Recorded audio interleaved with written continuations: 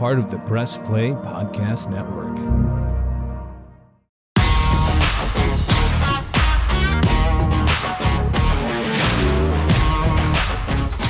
Welcome to the latest edition of the Dennis Manoloff Show, part of the Press Play Podcast Network. The producer for this show, as he has been for a while, is the great Jordan Powell.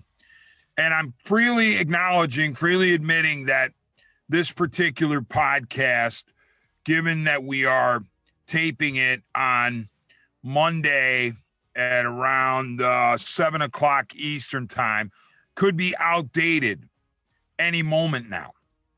By the time I'm done talking, perhaps it would be outdated and I wouldn't have seen it yet. What I'm discussing is Jose Ramirez and the possibility that Ramirez gets extended, that he gets a new contract. And the reason why it could be outdated is because reports from very credible outlets, including those led by Hispanic journalists Hector Gomez and Mike Rodriguez. Hector Gomez at H. Gomez 27, Mike Rodriguez at Mike Deportes, as well as I'm sure, other reporters. I'm not trying to slight any of them. Of course, I revere Paul Hoynes. He's my mentor. He's my legend. He's a legend in the business. I'm sure Hoynes' written about it. I just haven't seen it as much in my Twitter feed as I have from Hector and Mike pertaining to actual numbers and actual dates for Jose Ramirez in terms of potentially coming to an agreement. We were led to believe that at least one of Ramirez's people was going to fly to Goodyear, Arizona today and meet with Jose in person and with the Guardians people, whoever the Guardians people are in charge of these negotiations, presumably to try to work out a deal. It wouldn't be the first time that the sides had met because, according to Gomez and Rodriguez, there have been proposals made by Cleveland. Now, in case you are wondering, in case you need to be caught up to speed, Jose Ramirez finished the guaranteed portion of what turned out to be a 5-year, $26 million contract last year. That was the last of the 5 guaranteed years.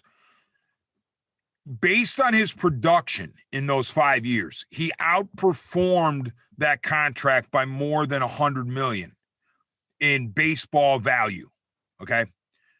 And I've always said this. I've said it on this podcast. I've said it on my radio show on News Radio, WTM 1100, 106.9 FM. It's apples to apples. Okay. Baseball to baseball. Do not compare a baseball player's salary to a teacher or a police officer or a sanitation worker or a service sector economy worker. It's pointless. It's a fool's errand. It does no good. When I'm talking about Ramirez being the best bargain in baseball, that's exactly what I mean, the best bargain in baseball. Granted, 99.999% of the population of the world would love to make what Jose Ramirez has made to this point in his career. But that's not what we're talking about. We're talking about based on his peers, vis-a-vis his peers, how is he doing financially? And a player of Ramirez's caliber would be getting about $30 million a season. So Ramirez is coming off of an incredible bargain for the club. And yes, it was a contract that Ramirez signed. And he and his reps signed it back when he was unproven. And it's a lot of money to him regardless. Yeah, I understand all that. But that doesn't mean we're not allowed to say at the end of the guaranteed portion that he deserves a new contract. Because guess what was waiting after the guaranteed portion? Behind curtain 1 and curtain 2, 2 more years at the club's discretion. Club option in 2022 for $12 million 11 plus a $1 million signing bonus. Performance bonus. And then $14 million in 2023, $13 million plus a $1 million performance bonus. So that's why I kicked it into high gear at the, not at technically at the end of last year, but during the 2021 season, I said the Guardians, and back then they were the Indians, need to do right by the player. And after this guaranteed portion is over, they need to give him a new deal. Do not pick up the club option in 2022 for $12 million. Of course they did. And they conceivably could pick up the club option in 2022 and extend their bargain on Jose Ramirez for 7 consecutive years. I was telling the Guardians, stop it at 5 and at least come close to his market value with some kind of legitimate proposal. On the airwaves and on the podcast, but notably on the airwaves, I even had the quote-unquote garage band of News Radio WTM 1100 and 106.9 FM strike up a little ditty, let's pay Jose, Jose, Jose, let's pay Jose.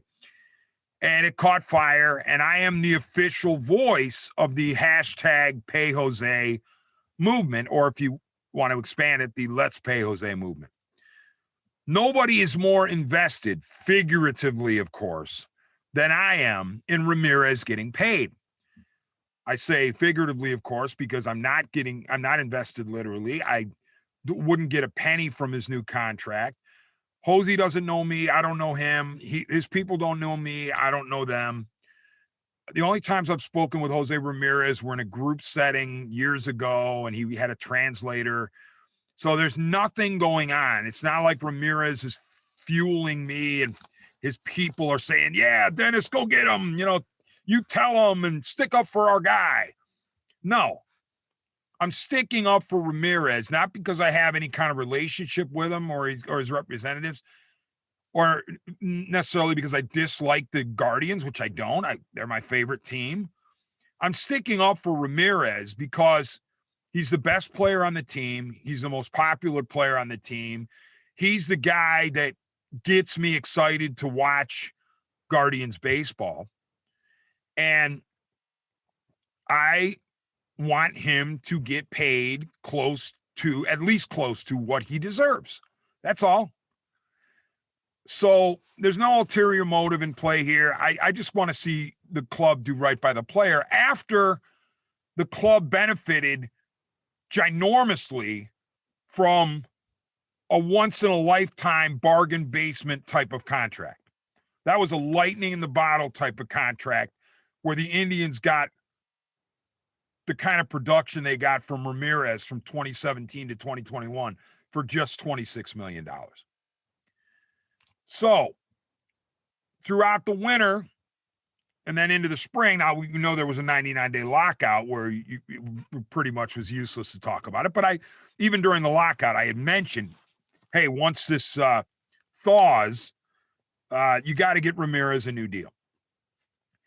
So training camp finally happens, or spring training finally happens, and lo and behold, it felt like for the longest time I was out on an island. It felt like I was the only person who was beating the drum, so to speak, who was clamoring for Ramirez to get paid, at least among the media.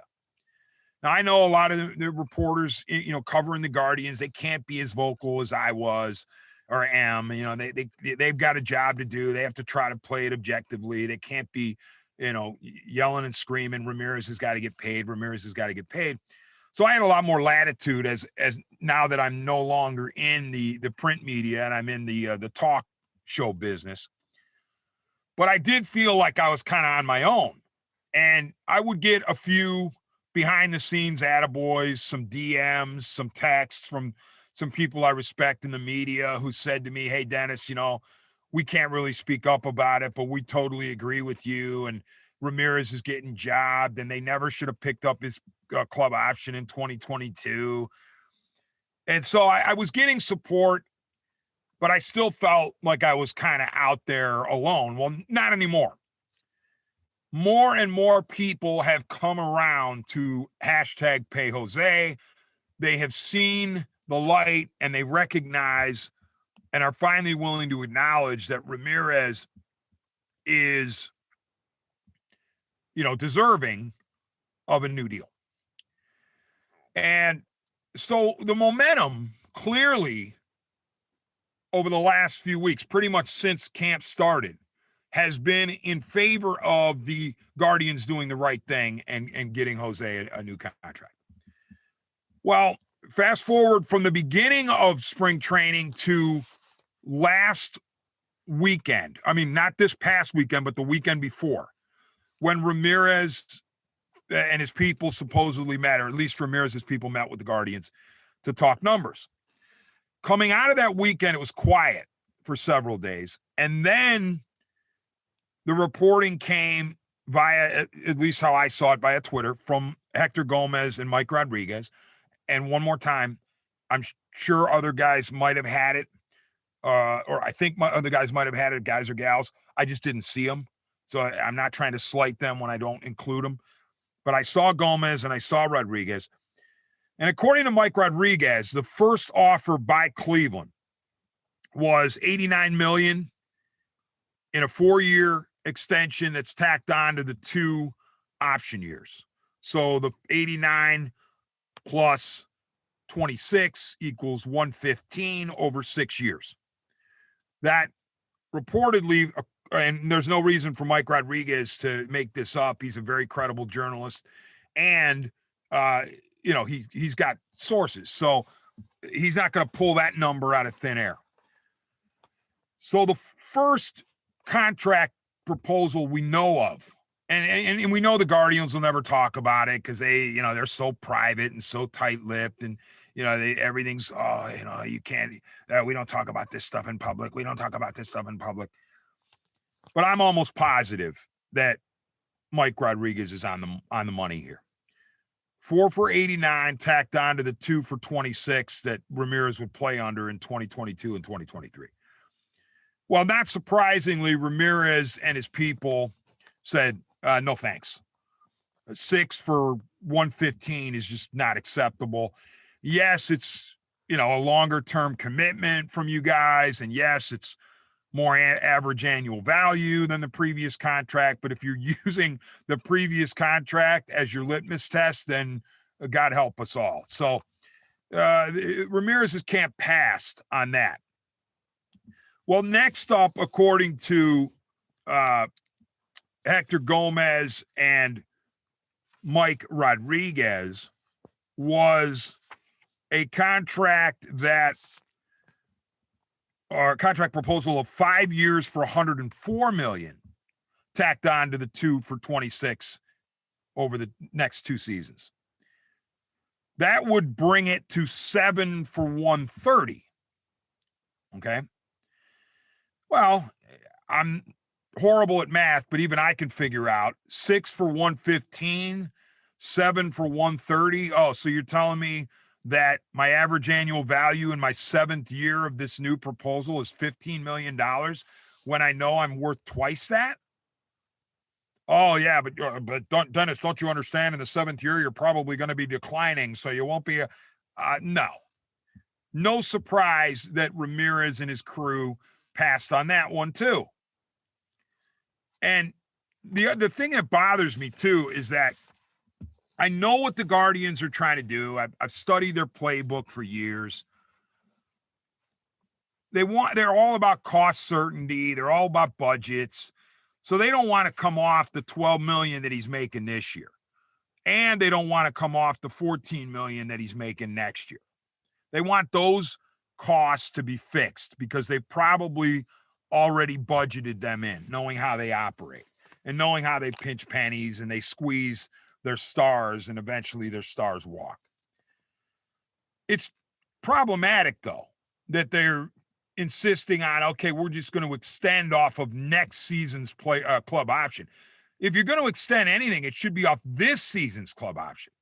The heck with 2023, you blow that up. But unfortunately, Cleveland being Cleveland and how it does business, This is how they roll. They want to keep it at 12 for 22 and then 14 for 23 and then extend. The problem is when you do that with the Guardians numbers, even their so-called lucrative offer is not really all that lucrative. 7 for 130, no. I don't blame Ramirez's people. Now, unfortunately, I'm afraid the Guardians might be using Ramirez's public desire, public display of affection for the Guardians organization against him in these negotiations, because it feels like the Guardians are daring him. They're saying, Jose, you say you want to be in Cleveland long-term. You say you love the franchise. You say you love the organization. You love the people. You love the fans. Well, how about you prove it with this nice little deal that we're going to throw in front of you? Never mind that it's an outrageous hometown discount. Not as outrageous as the previous contract, but it's still bad. I mean, the average annual value of the 7 for 130, again, I didn't major in math and would never pretend to know much about it. But even I can figure out that 7 for 130 is less than $20 million a year. And this is a guy who's playing at a $30 million level. So I don't know how the Guardians could expect him to take it, but maybe they do. And maybe they're trying to use his love of the franchise against him. Unfortunately, we've seen this play out before. And Jim Thome is the most striking example. This came up on my radio show with fans who still to this day fault Jim Thome for being a greedy money grubber when nothing was further from the truth, okay? I know the facts of the case where Jim Thome and the Indians were concerned. And by the way, I'll say Indians because that's what they were back then. The offer to keep Jim Thome in Cleveland when he was, poised to become a free agent, the real offer was for less than $50 million. It was in the low 40s for 4 years. Thome would never say it publicly, but he was insulted by it, as he should have been, because this is a guy who was getting ready to hit the market, and he was an incredible power hitter, an established power guy, and a lot of people wanted him. It turns out that Thome signed with the Phillies, and his guaranteed portion, I think, was in the 80s, $80 million. And then I think it was 6 for 80 something. And then a 7th year, an option year, kicked the value of the contract over $100 million. So when Thome went to Philadelphia, he signed up for more than double the real contract offer of the Cleveland Indians. More than double. The problem is the Indians, as they're wont to do, came back with the classic ex post facto offer and claimed, let it be leaked through the media, that they were actually offering them, I think it was in the 60s, with an option that could have kicked it close to 80 or something to that effect. Because I don't want to get the Indians wrong at me for quoting that one. I know Thome's real offer was in the low 40s. I'm pretty sure his phony offer, the offer that the Indians made after they knew he was out the door, the one that was used to blunt the blow to say, wait a minute, don't think we're cheap. No, we were offering this. I think it was in the 60s. And when people saw that phony offer, they thought it was real. And they said, well, gee, Jim, if you love the Indians so much, why didn't you take a little less money to stay? The reason he didn't take a little less money to stay is because the first offer was so drastically lower than the second offer, and the second offer wasn't even an offer. It was made out of pixie dust. The Indians knew full well he wasn't going to accept it because he had already accepted to play for the Phillies. And what happened in the aftermath? Jim Thome was painted as this villain. And I'm not sitting here as a Jim Thome family member. I'm not on his payroll. I liked him. I got along with him. We had a good professional relationship, but, I'm not his buddy. I don't take marching orders from him. He and I don't talk to each other, outside of the ballpark, or we didn't. I saw him at the Hall of Fame induction, at his Hall of Fame induction a few years ago in Cooperstown. And, we get along fine when we see each other, but he doesn't need me to stand on a soapbox for him.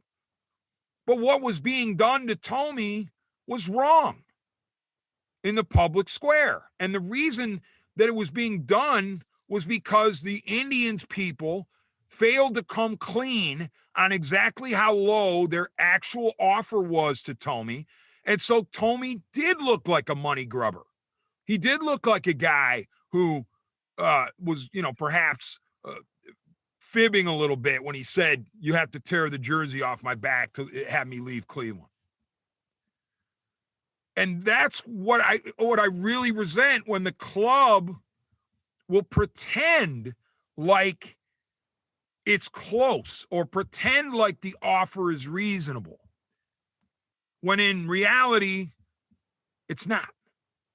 And I hope that the Guardians don't do the same thing with Ramirez. Okay, if negotiations for this extension break down and Ramirez doesn't sign, perhaps he gets traded sooner than later. But whatever the case, I hope that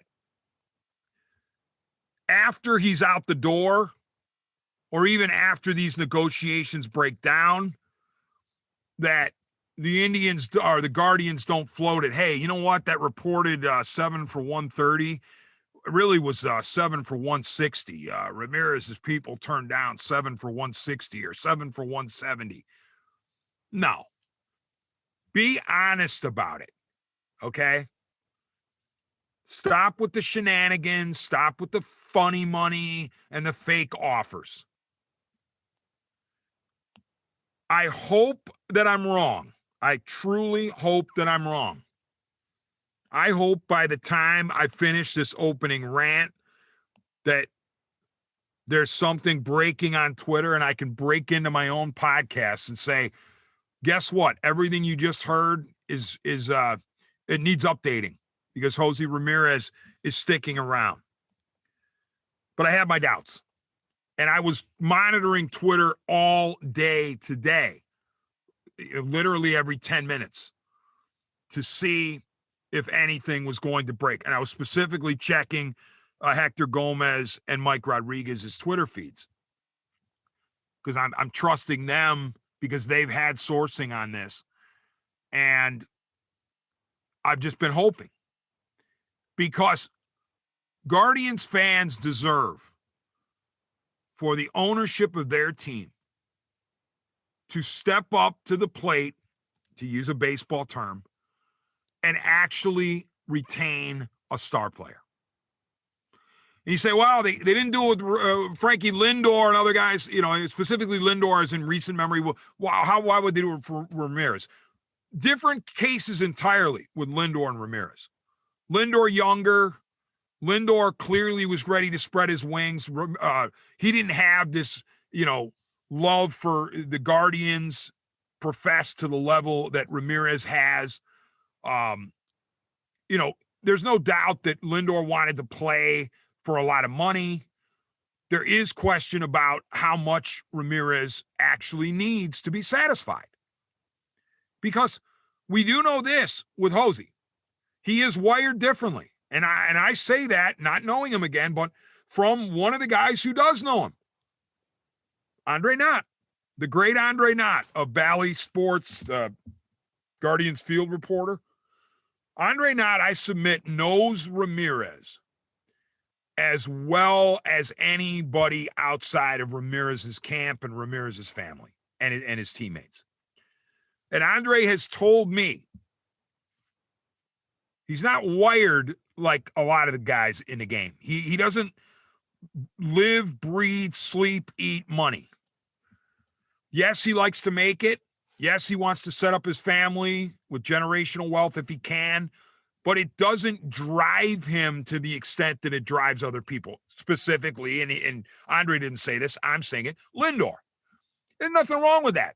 But Lindor made it clear he wanted cash. He wanted as much cash as he could get, and he was playing a premium defensive position at a young age. So, and plus he was earmarked for stardom from the jump. Ramirez had to come from, basically nowhere. He had to become, a utility player before he became an established player. So different cases entirely. Just because you don't retain Frankie Lindor and Lindor goes on to the Mets after you trade him and he signs for 341, I think it was 341 million. That doesn't mean you can't retain Ramirez. This is a case-by-case basis. It should be done in a vacuum, at least as far as not being influenced by other guys. For once, Guardians ownership needs to do right by its fans, let alone the player, and keep a star. And it would be one thing if the Guardians were a terrible team. Say, well, why would you dump all this money into a great player, even if he's on a terrible team? They're not a terrible team. Guardians are going to be contending for the AL Central. Yes, they are. They have a really good rotation. They have some bullpen pieces. They got just enough offense to be competitive. They happen to be, there are a lot of question marks on the offense. Don't get me wrong. But they happen to be in a division that's very much in flux. I don't know why you can I don't know how you can guarantee me the Tigers, the Twins, or the Royals are automatically going to finish ahead of Cleveland in the Central. Just on pitching alone. The White Sox are going to be a tough deal. There's no doubt. Their lineup is really, really good. But they've been dinged on the pitching front. So who knows how they're going to do as far as pitching goes. But they're still the favorite to win the division. But Cleveland, I don't see why they can't be nipping at Chicago's heels, especially if that rotation stays healthy, 5 deep, and some would say 6 or 7 deep if you throw in an Eli Morgan or even a Logan Allen. So the Cleveland Guardians are not a bad team. So it's not like you're just throwing mad jack at one player to try to, keep your eyes off the fact that everybody else stinks. And you're in a division that's available because 60% of it is either rebuilding, retooling, rebranding, or, kind of up in arms right now. And it would also be something else. It would be something else too if the Guardians had this ginormous payroll. If they had a $200 million payroll and they're paying everybody, and Ramirez is the latest guy that you have to try to pay, and do you really want to pay yet another guy beaucoup bucks? The Guardians don't really have a payroll. For all intents and purposes, it's microscopic. By baseball standards, it's minutia. So you can't look around the roster and go, well, you can't pay everybody. That's not the case for the Guardians. Ramirez last year was the highest paid player on the team at $9 million. This year, he's set to be the highest paid player on the team at $12 million. What does that tell you? So it's not like you have a bad team and you'd be wasting money, so to speak. And it's not like you have so much money spread around that you really can't afford Ramirez. Get it done. Lock up the best player who happens to be the most popular player, because that's not always the case. Best players on teams can not necessarily be the most popular. Ramirez is everything you could want because he's the best player on the team. He's the funniest guy on the team. He's the best character on the team. He's a fan favorite, Mr. Personality. So he gives you so much value. Reward him, Guardians. I got to say, though, as I'm sitting here in the 7 o'clock hour Eastern time, still checking Twitter, not seeing anything from Mike or Hector or Hoinsey or Nightingale or Passon or any of those guys, Heyman. I'm nervous because today was the day I thought we were going to hear something. Something was going to leak because they were supposed to meet today. And with every minute that goes by, it makes me more and more nervous. And the Guardians have set the artificial deadline at, opening day for contracts. And they're not the only team, in fairness. They're not the only team that doesn't want to negotiate into the season. But you have a finite number of days now. In fact, you could argue hours for them to get this done. Hopefully, my fingers crossed, my toes crossed, the radio silence, the Twitter silence is because they're locked in a room and they're hashing it out. Somehow I have my doubts, though. I have my doubts. Now, if anybody cared, and they should care because, again, I'm the official voice of Pay Jose, my proposal is a compromise. What I would propose if I were Ramirez's camp is a compromise that I think makes sense for both parties, and that is this.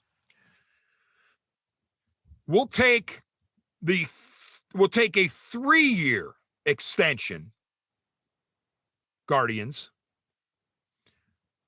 and tack it on to the 2022 season. So it becomes a 4-year contract, but essentially, it's a 3-year extension because the $12 million this year does not change. Fine, you wanted it in your budget that way. Okay, great. We'll leave that alone. But I propose, if I were in Ramirez's camp, I'd propose a 3-year extension for a total value of $100 million.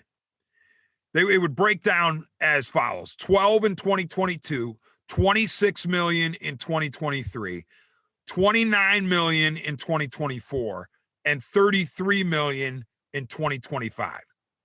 So the last 2 years of the deal would be 62 million. That's an average of 31 per. You add the 62 to the 26, that's 88, and then the 88 to the 12 is 100. I don't want 6, 7, 8 years. You don't want me to be broken down in the 6th or 7th year when I'm under contract. I don't want to be, locked into that length of a deal. What matters to me is a little bit of length and a lot of average annual value. The average annual value is much more important to me than the length of the contract. But I recognize that what's the point of an extension if it's not multiple years? Well, in this case, it is multiple years. It's 3 years. I know you, the Guardians, are going to say, well, no, actually it's 2 years because you're extending off of the 2 club options. No, that is a non-starter. That's my point. Ramirez's camp should say, you are not going to extend us off of next year's club option of 14 million. No, the extension begins after this season. So I'll play for 12 this year, and then we go 26, 29, 33 for a total of 100 over 4 years. That way I can hit free agency or be traded, and I still have years in my prime. You can get at least 2 more years of me than you thought you were going to get because you could have, invoked picked up the club options. So you're getting 2 more years of me. It works for both parties. But I'm not going to go into a 6 or 7 year deal where my average annual value sinks below 20 million. I'm not going to do it. I don't see why that can't get done. I know it's not my money. And I know that the Dolan Family Trust and Paul Dolan could sit down with me and explain to me how cash poor the Guardians are, especially coming off the pandemic. You know what? I don't care anymore. I don't. To me, there are certain obligations that come with being an owner. And one of them is, I don't care what your market size, I don't care what your budget size, find a way to retain not only the best player, but the most popular player on your team. I don't want to hear excuses. I'm tired of excuses. Get it done. Figure out a way to keep Ramirez in Cleveland at least past 2023, and don't insult him for a 7th year by picking up his club option next year. Hopefully, again, by the end of this podcast, I will be able to say everything I just said is moot, but somehow I doubt it. All right, when we return on the other side of the upcoming break, a few thoughts on the Cleveland Cavaliers.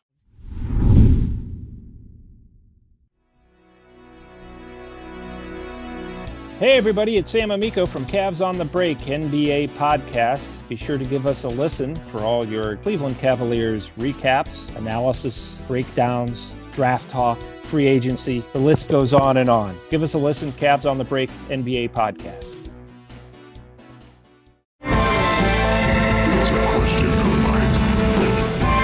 Hey everyone, I'm Holly Wetzel. And I'm Jeremy Powell. And we are your hosts of The Orange is Oranger, a Cleveland Browns podcast on the Press Play Podcast Network. We give you all the dog pound coverage that you'll need each week to get you ready for kickoff and beyond. Don't miss our breakdowns of each week's matchups, game recaps, and any and all news out of Berea to feed your Browns appetite. As we all know, Holly, dogs got to eat. That's right, Jeremy. Hit that subscribe button and never miss an episode of The Orange is Oranger Browns podcast on the Press Play Podcast Network. The R&R podcast going to be rocking and rolling with you because football season is underway. College, Ohio State, the Power Fives, the MAC, the Browns. Michael Regai, are you ready to rock and roll with some football? Kenny, I've been ready. This is our time of year. This is what R&R is all about. We're going to be with you every week. Kenny just said it. Browns, NFL, Ohio State centric. So you got to stay with us all fall and winter long here on R&R. That's right. The Regai and Rhoda podcast coming to you here on the Press Play Podcast Network. Subscribe now and don't miss a show.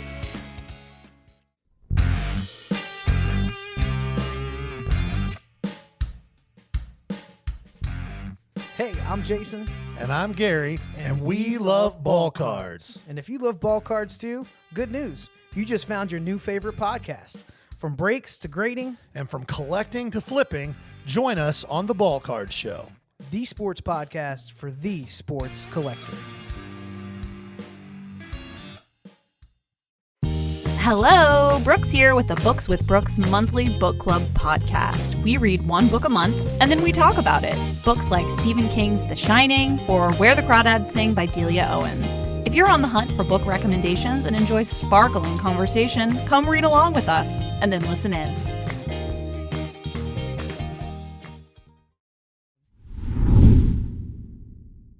Welcome back to the Dennis Manoloff Show, part of the Press Play Podcast Network. The producer is the great Jordan Powell. The time we were away over the break, nothing's changed on the Ramirez front, unfortunately. No extension to report yet, and, it would be a very sad situation. As Jordan was pointing out during the break, this is a team that desperately needs a positive vibe somewhere. It needs mojo. And I'm saying this. If you sign Ramirez to an extension, it could go a long way toward healing a lot of wounds. I'm not saying it heals all of them. I'm not saying it automatically washes away the distaste or disgust or frustration with the name change. First of all, the name change, then the name change to the Guardians. I'm not saying all that vanishes, but it certainly would go a long way to helping soothe, helping heal that wound. It would also go a long way toward healing the wound of doing nothing in the offseason, nothing to bring in any talent. You could at least live with, okay, well, you know what? We didn't pour money into free agent X or free agent Y, or we didn't trade for this particular player, but we chose to pour our money into our own guy. Okay, I can live with that. But to do nothing, change the name, then change it to the Guardians, then don't sign anybody outside of Luke Maile to speak of, and then don't sign Ramirez to an extension. Okay, great. Apparently you signed Emmanuel Clase to an extension. Wonderful. He's a closer, though. Important piece, but he's a closer. He's nowhere near the value of Jose Ramirez. He's nowhere near the Q rating of Jose Ramirez. They're not in the same league when it comes to importance. Good for Clase, good for the Guardians that they have a hammer at the back end, but that can't be your, oh, well, you know what? We didn't get it done with Ramirez, but we got Clase signed. No. And here's the other thing, too, before we get into the Cavs. Rumors were hot and heavy. Hector Gomez was reporting the other day that the Blue Jays were interested in Jose. Well, that's a shock. No, it's actually not, because Mark Shapiro's running the show with Ross Atkins over in Toronto, and they know full well how the Guardians roll.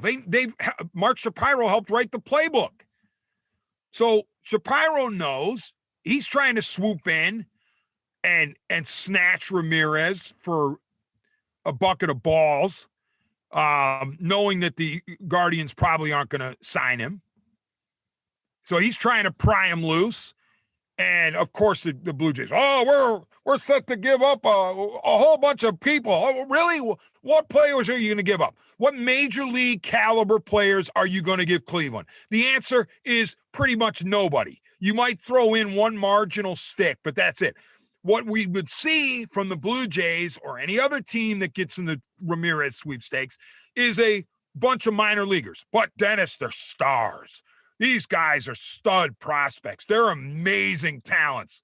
Oh, yeah, okay. ETA 2026, 2027, 2028, 2055. That's what we're going to hear about. The son of the son of the son is coming to Cleveland in this trade. No trading Ramirez, okay? No. If you can't get the extension done, shame on you, but don't hit the eject button and move Ramirez, because that's a cop-out. Trading him is a cop-out. Having to live with him after you didn't reach the extension, that's what you should do. And especially when you know that you're going to be trading him, even if it's not the Blue Jays, you're trading him to a team that is going to be good. You're not trading to a bad team. You're going to trade him to a team that has deep pockets.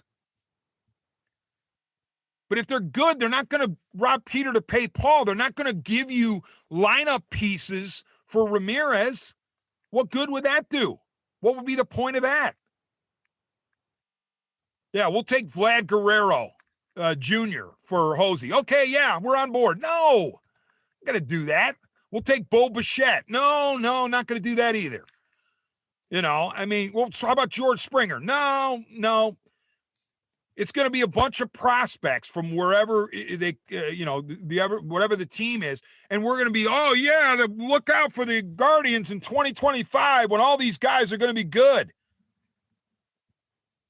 That's too easy. It's a crutch for the small budget, mid-market, whatever you want to call them, penny pinchers, to hide behind or use as a crutch. Oh, well, guess what? We had to trade him because we couldn't come to an agreement with him. That's a cop-out. So don't trade him. Let him play out his option this year. See if you can get something done in the offseason next year. Don't insult him again by picking up the second year's club option, 2023. But even if you have to do that, you start 2023 with Ramirez as well. And then you trade him in the middle of the season. Oh, but Dennis, you won't get as much for him. I don't care. I want to see Ramirez play as long as he possibly can in Cleveland. Period. All right, on to the Cavs. Cavaliers are an amazing story.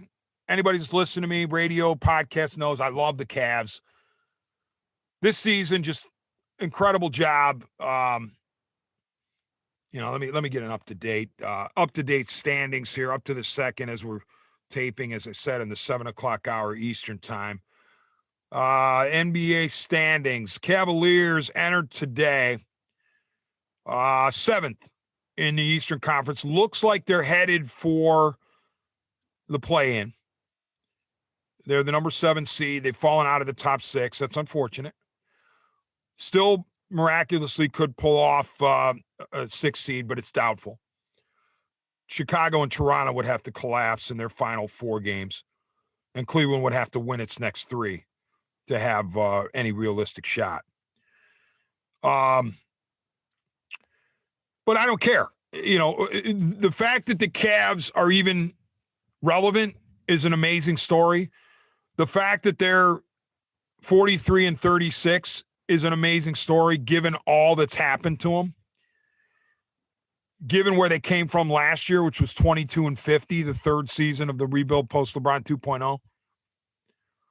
So I got nothing but good things to say about the Cavaliers.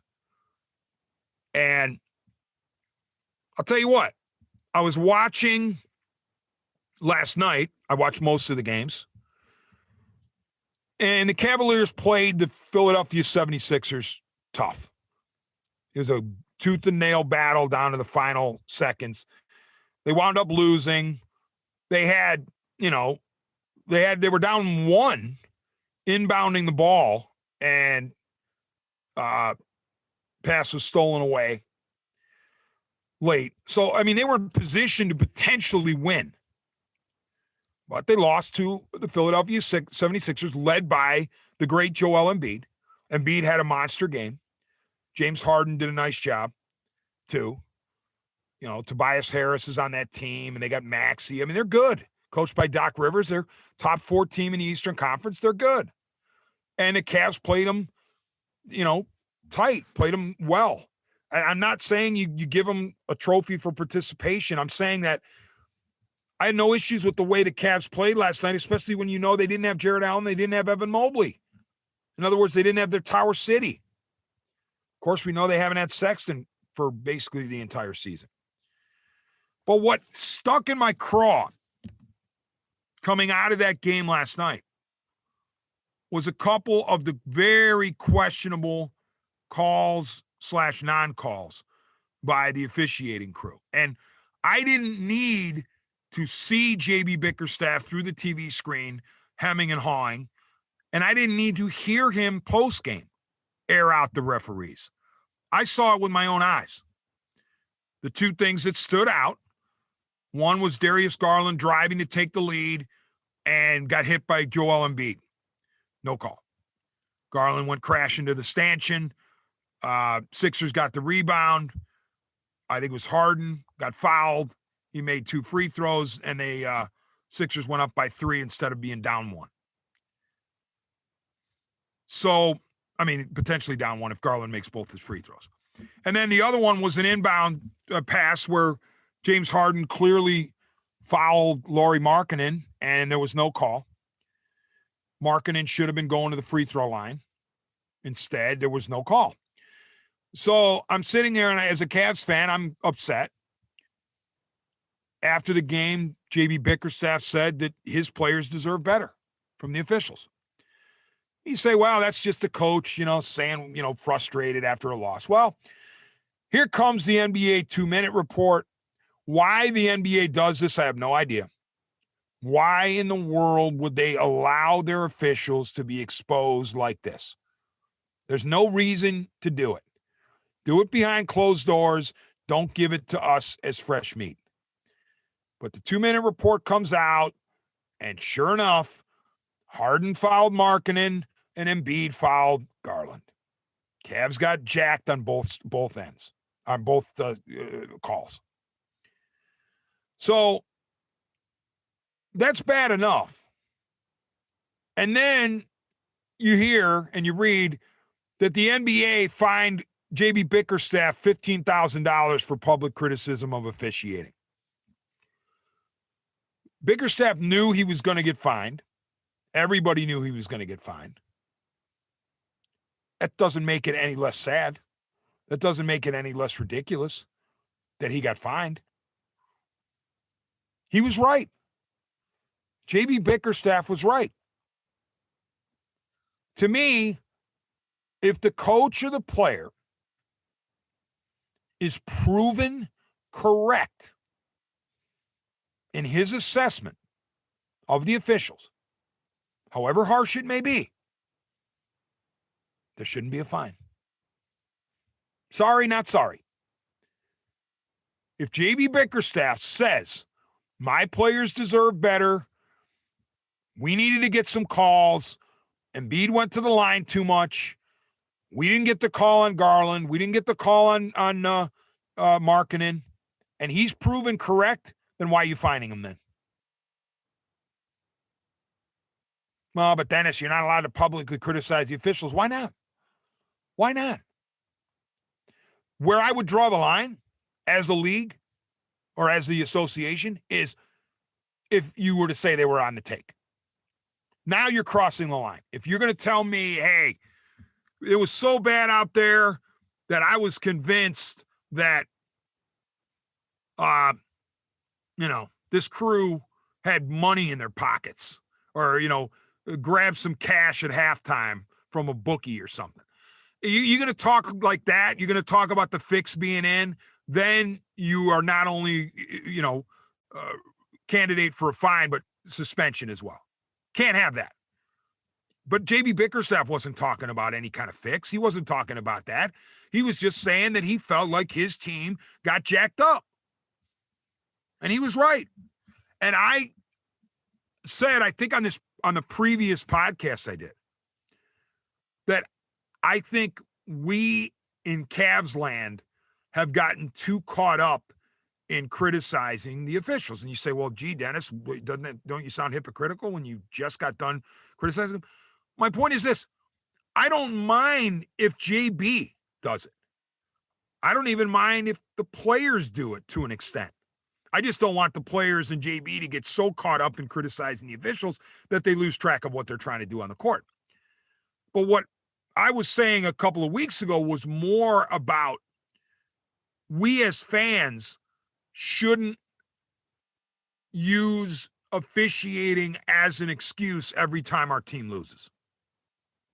Whether it's the NBA with the refs or it's the MLB with the umps or, NFL with the officiating crews, NHL, whatever it is. We as fans should rise above it as best we can. Even though we're upset, we have to recognize that it can come across as whiny and, excuse making if we sit here every single time our team loses and complain about the officials. But if the players or the coach who are in it, the people who are actually being directly affected by potentially missed calls, if they want to voice their displeasure, fine. That's why I like JB. He sticks up for his players. JB Bickerstaff has been doing this from the moment he became the head coach of the Cavaliers. I can't speak to his previous stops in his coaching resume, but I know since he's been the Cavs head coach, he has stuck up for his players and argued calls. Even when the Cavs were terrible, he was arguing with referees for respect. Even when he knew the Cavs didn't deserve it, he was arguing for it. He was planting the seeds for when this team did finally get good, he was expecting commensurate respect. And guess what? I submit that he hasn't gotten it. I don't know that the referees have caught up to the Cavaliers' skill level yet. Maybe it's going to take another year. But it certainly feels like to me, without whining, without excuse making, it does feel like to me the Cavaliers get the short end of the stick. They don't have established stars. They have stars on the rise. They have stars in the making, but they don't have established stars. And we know in the NBA, the established stars will get the calls. And the 76ers last night had two very, very, very much established stars, Joel Embiid and James Harden. And those guys are going to get the benefit of the doubt with the whistles. You have to play through that. And I think J.B. Bickerstaff was willing to play through it to an extent, but it got ridiculous. And he was willing to call out the officials and take the fine, and I hope his players, through the back door, pay his fine. I'm sure they will. But I love Bickerstaff for voicing his displeasure. I mean, here he is. He could have said, well, okay, you know what, the 76ers, they're a really good team, and they're a top 4 team in the East, and we're a team on the rise, and we're not where the 76ers are yet. And they have Joel Embiid, who had a monster night. And, James Harden's an established guy who's capable on any night of going off for a triple-double, which he did tonight. And Doc Rivers is an amazing coach, and we strive to be like the Sixers, and we gave him everything. No, I love the fact that Bickerstaff didn't go down that road. He was like, we should have won the game. And we could have won the game if we would have gotten some help from the officials. So what I'm saying is the Cavs are in good hands with JB. I'm glad he signed long-term. Kobe Altman long-term, said the GM, well, and now he's the president, Altman is, and Gansey's the GM. But to have that stability, specifically with Altman and Bickerstaff, is beautiful. And the Cavs, no matter what they do this season, to me, it's all house money from here on out. I mean, yeah, I would have loved to have seen him finish in the top 6, but I didn't expect them to once Allen and then Mobley went down. They were hanging in, and then Allen, fractured his finger, and then Mobley twists his ankle. So what do you really expect? Just the fact that they're going to be in the play-in is an amazing step, one of many boxes that the Cavs have checked this year. And then if they somehow get out of the play-in, all right, let's go. Maybe, just maybe, Allen's back or Mobley or both of them. So whatever the Cavs do from here on out is gravy. I couldn't be happier as a Cavs fan, a lifelong Cavs fan, with what I've seen. The gritty, gutty Cavs, the ascending Cavs, they're grinders. They battle. And the thing, too, is this. J.B. Bickerstaff is not an excuse maker. He manages to criticize the officials without making excuses. He doesn't say, we lost directly because of the officials. He says it would have helped, because maybe I miscommunicated a couple of minutes ago. What I heard from JB last night was, we deserved to win the game. We needed to get a better refereed game, is how I read Bickerstaff. I didn't hear him saying, woe is us. Oh, feel sorry for us. We absolutely, positively would have beaten the Sixers if the officials had been better. Maybe should have, maybe could have, or probably could have, but not would have. He didn't guarantee that the outcome would have been different. He just wanted better officiating. And he wanted his guys to get more respect. So I'm bullish on the Cavs, and I can't wait to see what they have in store. I